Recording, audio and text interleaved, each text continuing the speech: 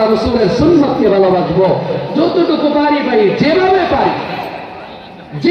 পারি। আল্লাহ আমাদের সকলকে কবুল করুন। রাসূলুল্লাহ বলেন, আমার সুন্নতকে যারা ভালোবাসে আমাকে বাসলো, আর আমাকে যারা ভালোবাসবে সে আমার সাথে জান্নাতে থাকবে। সুবহানাল্লাহ।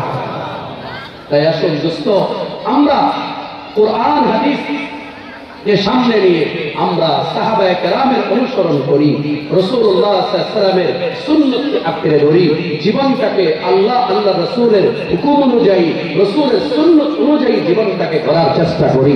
যেমন করেছিলেন সাহাবায়ে কেরাম, যেমন করেছিলেন তাবেঈন, যেমন করেছিলেন তাবে তাবেঈন, যেমন করেছিলেন আইম্মায়ে মুজতাহিদিন, যেমন করেছেন উলামায়ে কেরাম, ওলি আব্দুল্লাহ, যেমন করেছিলেন ভালো মানুষগুলো, আমরা তাদের সাথে চলি, তাদের সাথে হই, তাদের সাথী হই, তাদের বন্ধু হই, তাদের সুহবত লই, বাস জীবন সুন্দর হয়ে যাবে।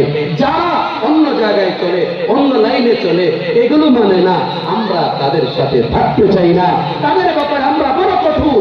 সাহাবায়ে কেরামের গুণ, রাসূলুল্লাহ, সাহাবায়ে কেরাম ওনারা কাফিরদের ব্যাপারে বড় কঠোর, কিন্তু মুমিনরা পরস্পরে বড় দয়ালু। আল্লাহ আমাদের সকলকে এই কথাগুলো যতটুকু আলোচনা করলাম, আল্লাহ আমাকে এবং আপনাদেরকে আমল করার তৌফিক দান করুন। সবাই বলি আমিন। ওয়া আখিরু দাওয়ানা আনিল হামদুলিল্লাহি রাব্বিল আলামিন।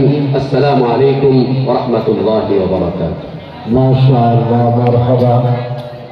হযরত মাওলানা মুফতি সাজিদুল ইসলাম সাহেব দামাত বরকাতুহুল আলিয়া অল্প সময় অত্যন্ত চমৎকার কথা বলেছেন, গবেষণালব্ধ কথা বলেছেন।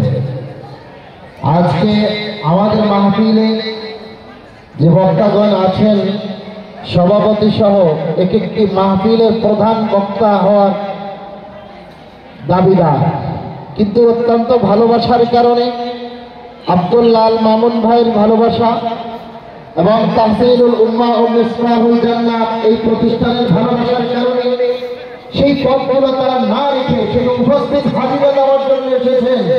এখানে এসে তারা আপনাদের কাছ থেকে দোয়া দেওয়ার জন্য। ইতিপূর্বে যারা আলোচনা করেছেন প্রত্যেকেই চমৎকার আলোচনা করেছেন, আলহামদুলিল্লাহ। এই সমস্ত ব্যক্তিদেরকে একাত্রে দাওয়াত দিয়েও বাড়িতে পাওয়া কঠিন, ঠিক না কথা? হ্যাঁ, আজকেও যারা এদিক সেদিক ঘোরাফেরা করছি, আমার মনে হয় তাদের মতো হতভাগা আর কেউ নেই। কারণ এই সমস্ত ওলামায়ে কেরাম, নায়েবে নবী, এদেরকে পাওয়া, একাত্রে এত বড় বড় আলেম ওলামাদেরকে পাওয়া, এটা বড় ভাগ্যের ব্যাপার। আর এটা তখনই সম্ভব হয় যখনই কোরআনের মজমা কোথাও হয়।